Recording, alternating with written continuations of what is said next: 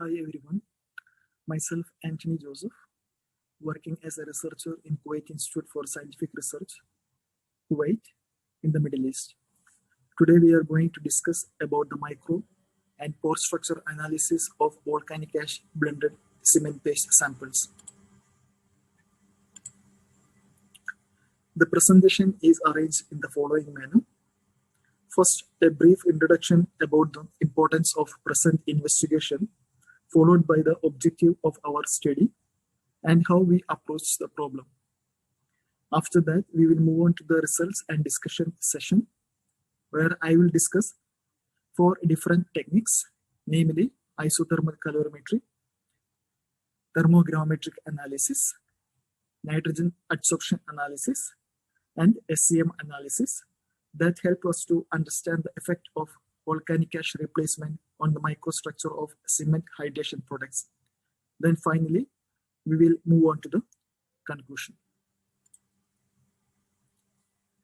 As we all know, the construction sector provides the infrastructure and building environments to the society by consuming a large amount of natural resources as starting material and energy.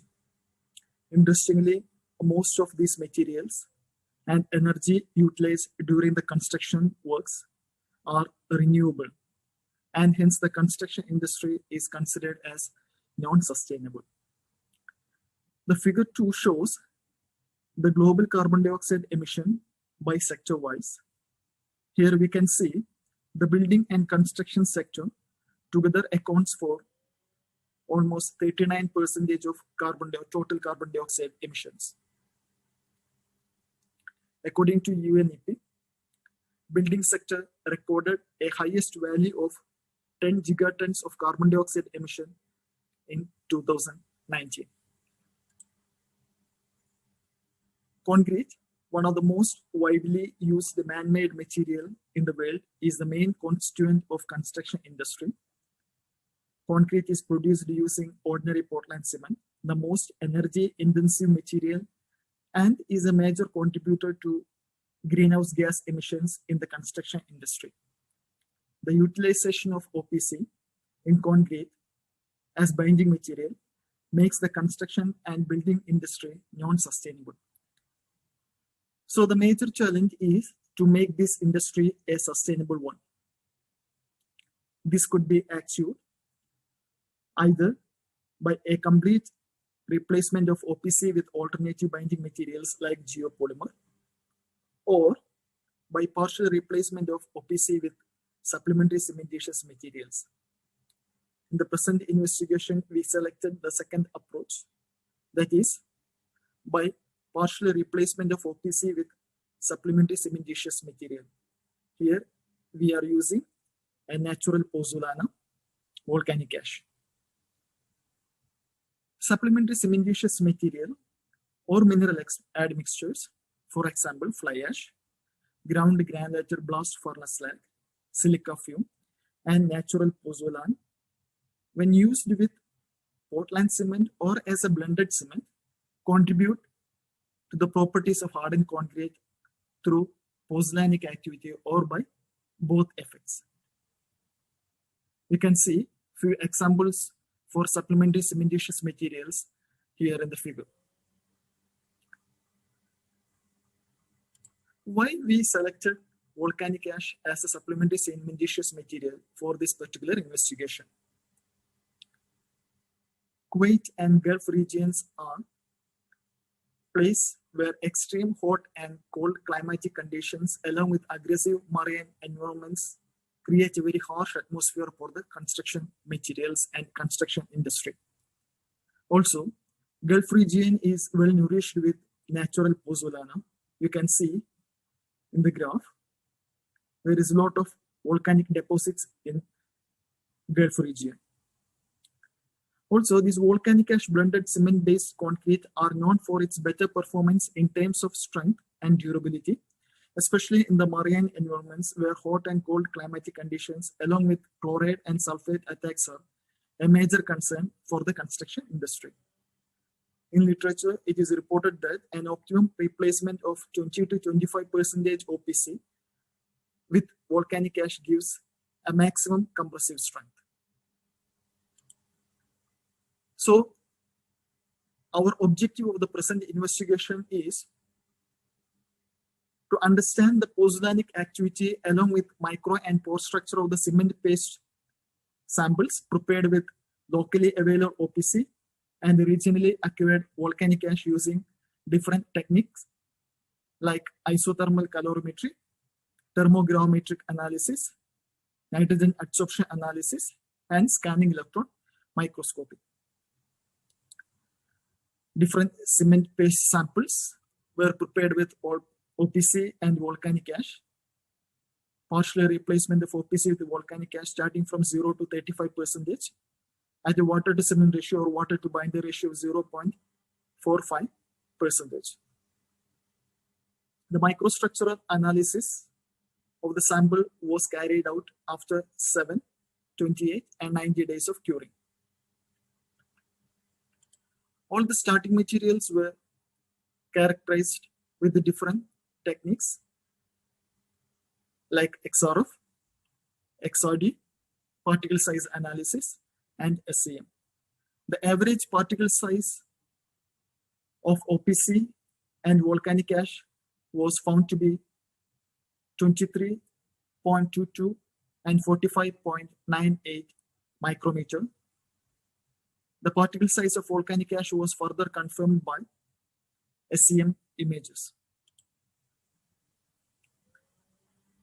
Now we are moving on to the results and discussion session, where we will see how different instrumentation techniques or different techniques help us to understand the pozzolanic activity of blended cements along with micro and pore structure analysis.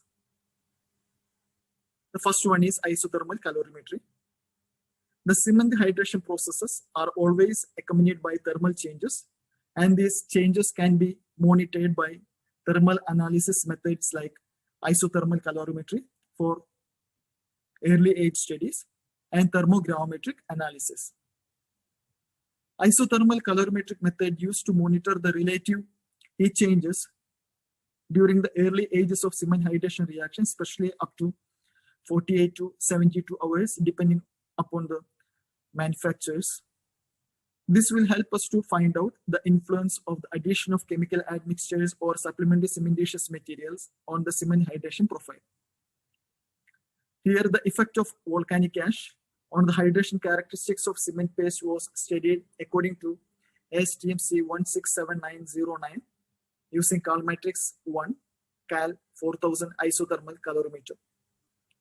The figure 5 shows a typical cement hydration thermal power curve with 5 different stages like initial hydrolysis, induction period or dormant period, followed by the acceleration, deceleration, and then the steady state. The graph clearly demonstrates how the heat evolved is reduced each time with the increase in the percentage of admixture. However, there is no clear shift with time. This reduction in early age hydration reaction can lead to low early age strength, but can prevent early age cracking. Here in the figure, the total heat of hydration for different mixes are shown. The total heat of hydration is highest for control specimen and lowest for the mix with maximum OPC replacement. When we compare the heat of hydration value of control mix with other mixes, it is clear that there is a decrease in the total heat of hydration after adding 15% of volcanic ash. Thus, the volcanic ash percentage increases, the early age hydration becomes slow, and hence the early age mechanical strength also decreases. Now we are going to the second thermal analysis method, that is thermogravimetric analysis, where the mass loss of a sample is measured over time as the temperature changes at a constant heating rate. Thermogravimetric analysis. TGA helps us to find out or determine the amount of pozzolanic reaction in a blended cement paste by estimating the weight loss due to calcium hydroxide decomposition in a hydrated cement paste. Figure 7 shows the TGA plots of cement paste samples after 28 and 90 days of curing. Both graphs shows almost similar patterns. Each curve consists of 3 different mass loss.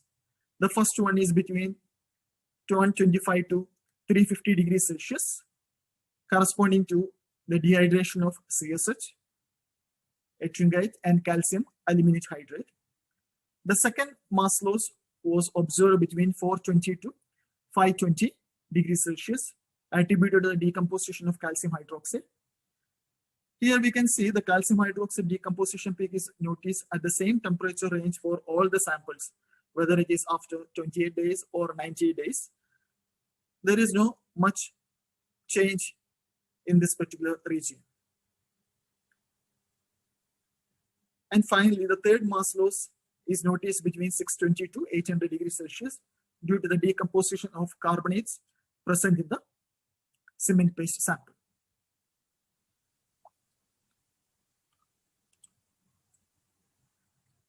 The variation of calcium hydroxide content in cement paste samples with hydration time and volcanic ash replacement is shown in the graph after 7 days, 28 days, and 90 days.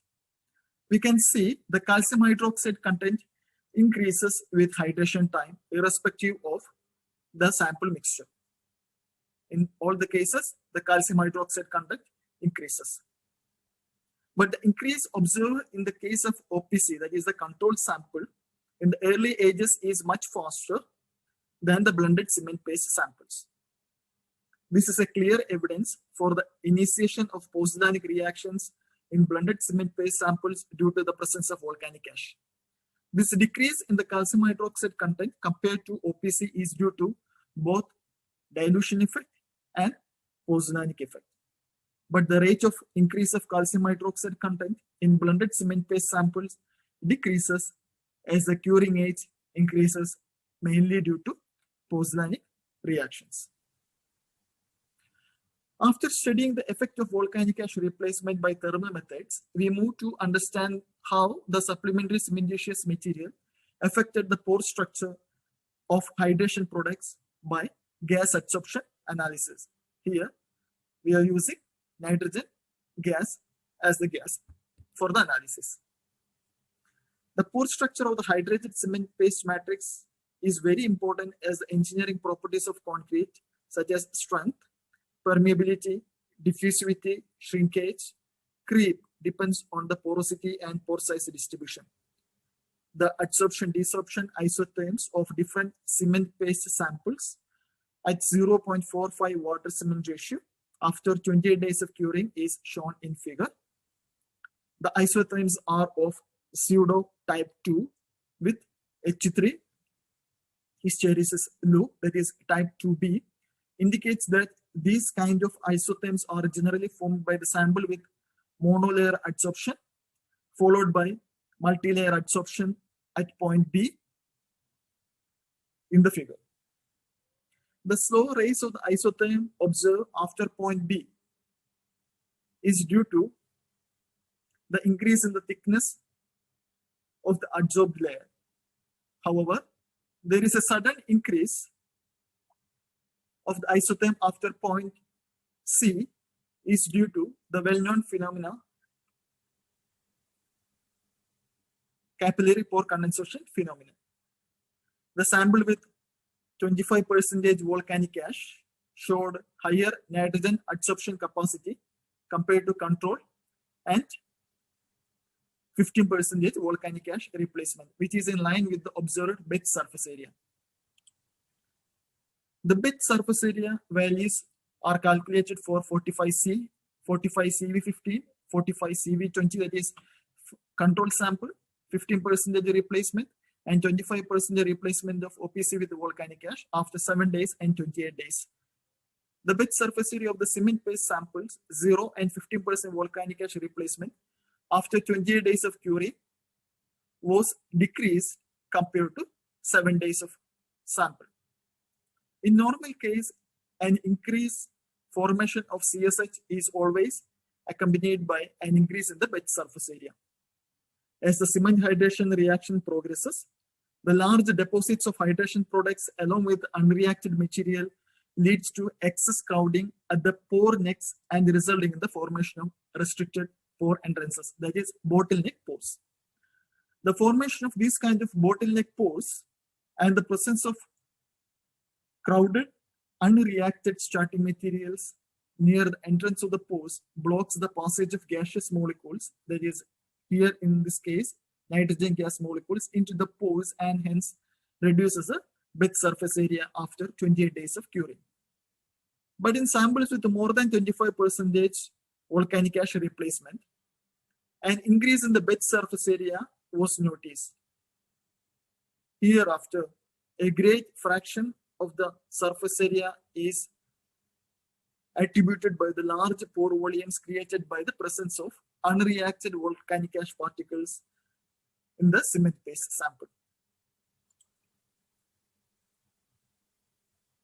In the graph, the cumulative pore volume of nitrogen intrusion versus pore width plot for all the samples 7 and 28 days of curing is shown. 45 CV25 showed the lowest nitrogen volume intrusion after 7 days of curing, whereas the control specimen showed the highest nitrogen volume intrusion after 7 days. But the things changed after 28 days of curing. The cumulative nitrogen volume intrusion pore volume of the control sample and 45 CV50, that is 15% replacement, decreased indicates the densification of the cement matrix by hydration, while the 45 CV25 showed an increase after 28 days of curing.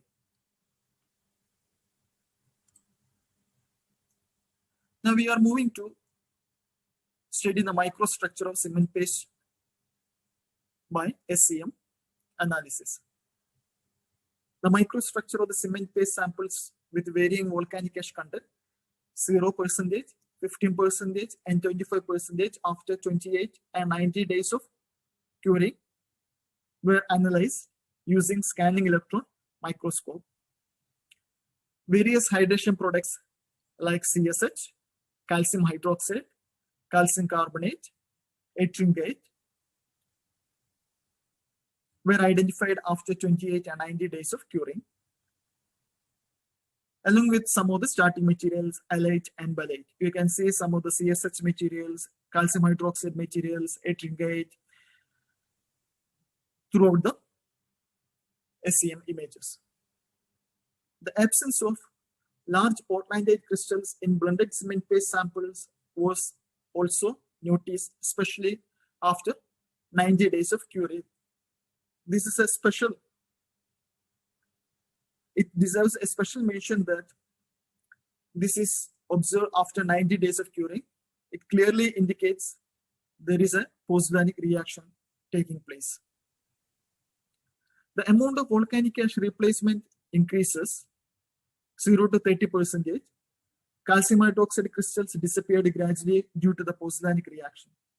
The hydration process in the blended cement paste samples is slow compared to control sample, but additional volcanic ash provides nucleation site for the hydration reaction to initialize and propagate and hence densify the cement paste matrix with uniform distribution of hydration products. The morphological changes of main cement hydration product CSH from gel structure to reticular structure can be seen from the SEM images.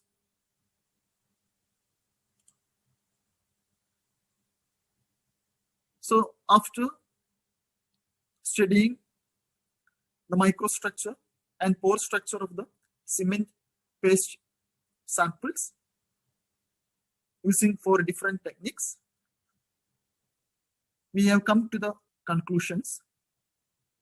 A multi-technique approach, including isothermal calorimetry, TGA, nitrogen adsorption analysis, and SEM, were used for understanding the effect of volcanic ash incorporation on the cement paste hydration products.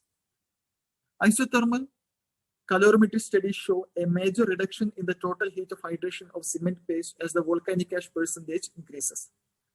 The total heat of hydration was found to be highest for the control sample. As the replacement percentage of OPC with volcanic ash increases, heat of hydration was also found to decreasing, and hence the amount of initial cement hydration products also decreases. Then the thermogravimetric analysis shows an increase in the calcium hydroxide content with hydration time irrespective of OPC replacement. The less calcium hydroxide content in samples with volcanic ash when compared to control specimen is due to both dilution effect and pozzolanic effect. The decreased surface area of control specimen after 28 days of curing is due to the formation of bottleneck pores. This is the main observation we notice from nitrogen gas adsorption experiment. The higher nitrogen adsorption values with higher volcanic ash substitution after 25% is due to the increased porosity of the cement paste samples by the addition of volcanic ash. Decrease in the cumulative nitrogen intruded pore volume of control and 50% volcanic ash replacement noticed after 28 days of curing is due to the densification of the cement paste matrix. The microstructural analysis of hardened cement paste samples using SEM showed different cement hydration products like CSH, CH, and ettringite after 28 and 90 days of curing. The added volcanic ash act as nucleation sites for the hydration reaction to initialize and densify the cement paste matrix with uniform distribution of hydration products. Thus, the microstructural analysis of volcanic ash blended cement paste helped to understand the development of hydration products and its densification with age and varying amounts of OPC replacement. The studies further confirm that volcanic ash could be used as a potential replacement of OPC for the replacement of sustainable high-performance concrete. And finally, I would like to acknowledge my research team. Especially the research work was funded and supported by our institution, Kuwait Institute for Scientific Research, under the Research Activities of Construction and Building Materials program. We are also wish to express our gratitude to Mr. Shamim, Ms. Sandhya, technical staffs of Concrete and Material Testing Lab, KISA, for their help in casting the cement paste samples and preparing the powder samples for analysis. And finally, I would like to thank you for your kind attention. Also would like to address your suggestions and clarifications. Thank you.